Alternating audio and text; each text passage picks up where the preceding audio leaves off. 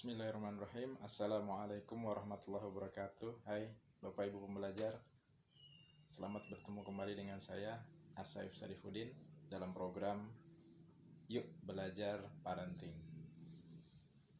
Tema hari ini kita akan membahas tentang bagaimana memaksimalkan kemampuan verbal putra-putri kita sehingga bisa menjadi modal mereka untuk nanti bersosialisasi di lingkungan mereka. Oke, sebelumnya yang belum subscribe channel kami, silahkan klik subscribe untuk berbagi kebaikan dengan kami.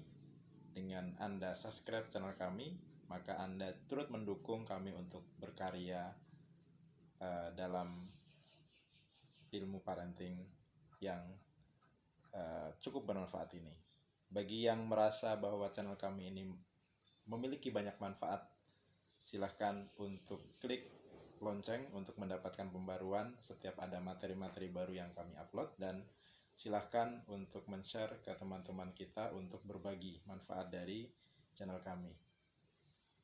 Baik Bapak Ibu sekalian, masuk pada bahasan, yaitu bagaimana memaksimalkan kemampuan verbal putra-putri kita agar mereka bisa menggunakan kemampuan mereka dalam berinteraksi dengan sosial mereka, dalam menerima informasi-informasi di lingkungannya, merespon dengan positif dan bersikap. Kemampuan verbal adalah kemampuan mendasar yang harus dimiliki oleh putra-putri kita agar mereka bisa menerima, bersosialisasi, merespon lingkungan sosial mereka dengan baik. Karena kemampuan verbal adalah kemampuan anak-anak kita dalam menerima, merespon, berpikir dan merespon kalimat ataupun informasi yang bentuknya verbal, bentuknya tulisan, agar dia bisa berinteraksi dengan baik dengan lingkungannya. Nah, karena pentingnya kemampuan verbal ini, maka kita akan ulas apa sih yang menyebabkan kemampuan verbal putra-putri kita itu lemah. Indikasinya apa? Kapan kita bisa ketahui? Lalu solusinya apa? Baik, yang pertama, apa yang membuat kemampuan verbal anak kita lemah?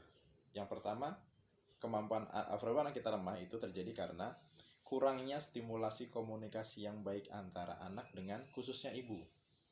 Karena ternyata anak-anak kita itu mempelajari cara berkomunikasi, mempelajari cara berpikir, mempelajari cara merespon dari sebuah kalimat atau sebuah informasi yang masuk ke dia, itu pertama kali dari ibunya. Bagaimana ibunya membiasakan dia untuk berkomunikasi dua arah, memberikan alasan-alasan yang tepat, membuat alur berpikir bahwa ketika kita berkomunikasi dengan orang, kita harus mendengar dulu. Setelah mendengar, kita timbang, kita pikirkan baik buruk atau apa yang harus kita lakukan. Setelah itu baru menentukan respon dari kondisi tersebut. Jadi ketika ibu membiasakan anak untuk mendengar dulu, bergantian berbicara, mendengar apa yang dibicarakan dulu, berpikir tentang apa yang dibicarakan, lalu merespon dengan baik, maka anak-anak kita akan terbiasa untuk melakukan hal itu dalam bersosialisasi dengan lingkungannya. Namun ketika ibunya tidak membiasakan ini, ibunya membiasakan anak untuk mendengar saja, harus mendengar, kamu harus begini, kamu harus begitu, dengan perintah, dengan aturan, dengan larangan, dan lain-lain, maka anak akan terbiasa seperti itu, menjadi orang yang pasif. Dia hanya menerima, dia hanya mengerjakan apa yang diperintahkan oleh orang lain, tidak punya inisiatif, dan dia tidak bisa merespon stimulasi dengan benar karena memang dia tidak dibiasakan berpikir untuk mengolah dan merespon perintah.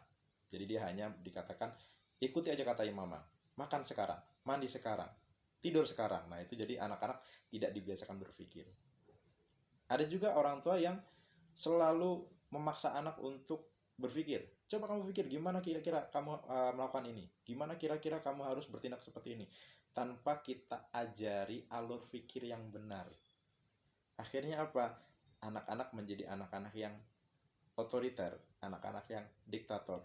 Ketika dia bersosialisasi dengan teman-temannya, dia maunya hanya mengatur tanpa mau mendengar. karena dia melihat pola ibunya seperti itu. Oke? Jadi berilah contoh, berilah pola berkomunikasi yang baik, mendengar, berpikir, merespon. Itu langkah pertama dari ibunya, memberikan contoh pola komunikasi yang baik. Untuk membuat seperti itu bagaimana? Bentuklah komunikasi dua arah. Berikan kesempatan anak kita untuk menyampaikan pendapat dia, untuk mendengarkan, lalu menimbang apakah saran dari ibunya, saran dari bapaknya baik atau buruk menurut dia. Jadi berikan kesempatan dia untuk berargumen dari hasil dia mendengarkan, lalu menimbang apa yang Bapak Ibu sampaikan itu baik atau buruk menurut dia. Kita dengarkan. Ketika dia sudah mengutarakan alasan dia, pendapat dia, pandangan dia, kita bantu dengan kita bikin kerangka berpikir. Oh, menurut kamu kalau A dampaknya adalah B dan C ya. Coba kalau menurut Ayah, kalau kamu melakukan A bukan B, tapi dapatnya adalah D. Kira-kira bagaimana? Kita kembalikan lagi, kita ajarkan dia untuk berpikir sebab akibat, berpikir menggabungkan beberapa informasi, berpikir untuk membandingkan beberapa kejadian, sehingga nanti anak-anak kita terbiasa kemampuan verbalnya adalah mendengarkan, lalu berpikir dengan cara membandingkan apa yang dia alami saat ini dengan norma-norma yang sudah dia punya, lalu memilih dari beberapa respon yang harus dilakukan. Setelah dia tahu apa yang harus dilakukan dengan alasan yang kuat, dengan pertimbangan yang kuat, baru dia akan merespon hal tersebut. Itu yang dinamakan memperbaiki kemampuan verbal anak kita. Itu penyebabnya adalah komunikasi yang kurang baik, kurang efektif dari ibunya. Yang kedua, verbal rendah itu juga bisa terjadi karena indikasi sarafnya lemah. Jadi ada tumbuh kembang yang tidak baik pada dia, sehingga kemampuan komunikasi dia itu sering tidak nyambung. Kalau kami di Bina Mandiri Insani menyebutnya bahwa itu adalah penyebab dari kemampuan kesadaran yang rendah. Contohnya adalah ketika anak kesadaran rendah, pada saat kita ajak ngobrol, Dek, hari ini kayaknya mau hujan deras, kira-kira kita bawa apa? Bawa payung ya, biar nanti kalau hujan kita nggak kebasahan. Ya sudah, yuk kita kamu ambil payungnya, kita berangkat. Ternyata dia mau ngambil payung di tempat payungnya, dia bingung mau ngapain lagi karena dia kesadarannya putus. Akhirnya dia mengambil yang lain dan itu yang dibawa. Itu juga akhirnya kita mengatakan, loh kamu kok nggak nyambung, tadi katanya mau ngambil payung kok malah yang diambil sepatu. Nah, karena kesadarannya rendah tadi. Kenapa anak-anak itu memiliki kesadaran rendah? Karena interaksi dengan gadget, dengan TV itu berlebih kebanyakan. Jadi anak-anak ini terbiasa interaksi dengan gadget, dengan TV, melamun dia nonton, main game, nonton YouTube dan lain-lain. Akhirnya koneksivitas otak itu nggak bagus. Jadi dia akan sering miskomunikasi, akan sering putus kesadarannya. Maka metode yang ketika penyebab verbal rendah terjadi karena yang kedua ini, yang pertama kontrol gadget TV-nya dulu. Jangan biasakan mereka untuk los nonton TV, main handphone. Beri aturan yang baik. Coba Bapak Ibu terapkan aturan ini. Untuk interaksi gadget dan TV pada anak-anak kita, berikan setiap hari, namun batasi waktu interaksinya. Maksimal sekali interaksi hanya 15 menit, silahkan dicoba. Kalau saya biasanya menggunakan aturan 10 menit. Ya, pinjam handphone dong, boleh 10 menit, silahkan. Setelah 10 menit saya ingatkan, Adik, waktunya sudah habis, sudah 10 menit. Biasanya anak akan nawar, tanggung ya, dikit lagi ya, ini belum selesai. Boleh nambah dikit lagi? Oke, silahkan. Saya masih punya toleransi 5 menit. Setelah 15 menit, mau nggak mau harus ambil handphonenya. Sudah waktunya habis, handphone kembalikan ke ayah. TV matikan. Setelah 15 menit mereka berinteraksi dengan TV atau gadget, matikan itu. Lalu jedanya 1-2 jam kita arahkan dia untuk melakukan kegiatan-kegiatan real, berkomunikasi dengan orang-orang di sekitarnya, berinteraksi dengan orang-orang di sekitarnya, mengerjakan pekerjaan-pekerjaan yang bisa dia kerjakan untuk melatih tanggung jawabnya selama 1-2 jam. Fokus dia akan terbentuk di situ. Setelah 2 jam misalkan dia mau minjem handphone lagi, diperbolehkan lagi. Kasih waktu 10 menit lagi sampai 15 menit. Itu lebih baik daripada Senin sampai Jumat tidak boleh main handphone, tapi Sabtu dan Ahad bebas. itu juga tetap merusak otak. Jadi lebih baik setiap hari tapi interaksinya diatur.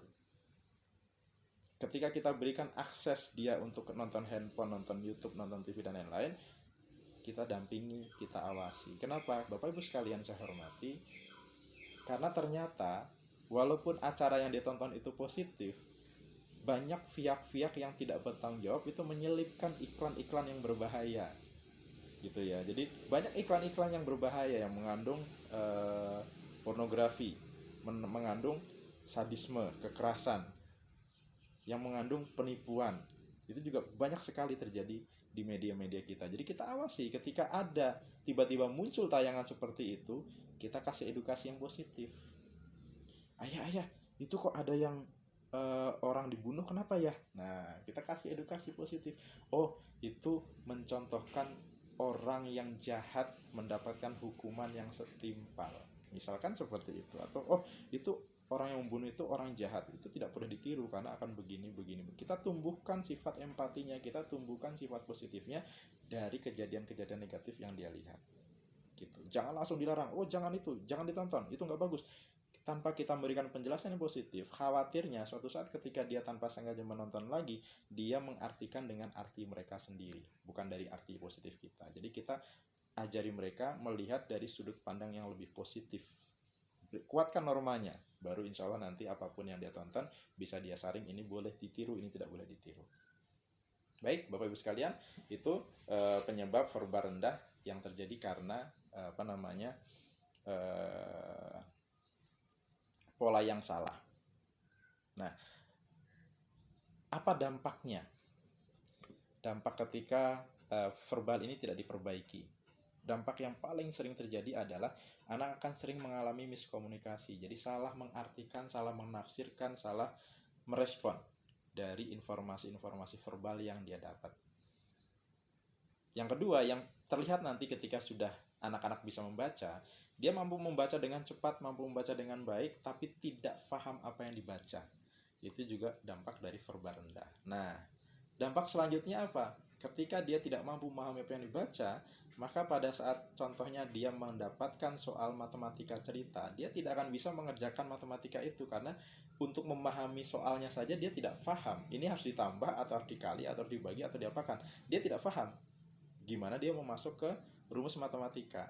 Jadi akhirnya kelihatan, wah anak saya tuh susah banget matematikanya Pak. Padahal ternyata bukan kemampuan matematikanya. Karena ketika kita kasih angka-angka, dia mampu. Tapi ketika kita kasih soal cerita, dia tidak mampu mengartikan cerita tadi. Jadi itu dampak dari verbal. Oke? Jadi itu penyebab dampak ketika verbal rendah. Nah, karena ini sangat penting, maka saya ulang lagi solusi yang pertama.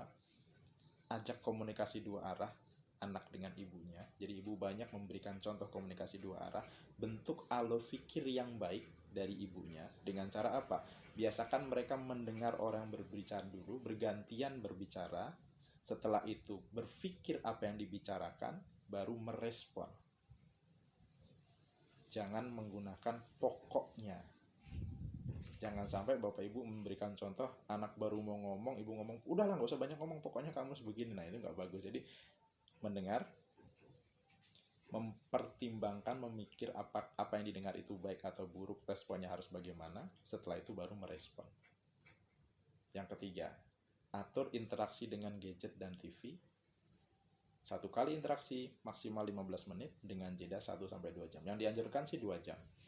Ini untuk memperbaiki kemampuan verbal.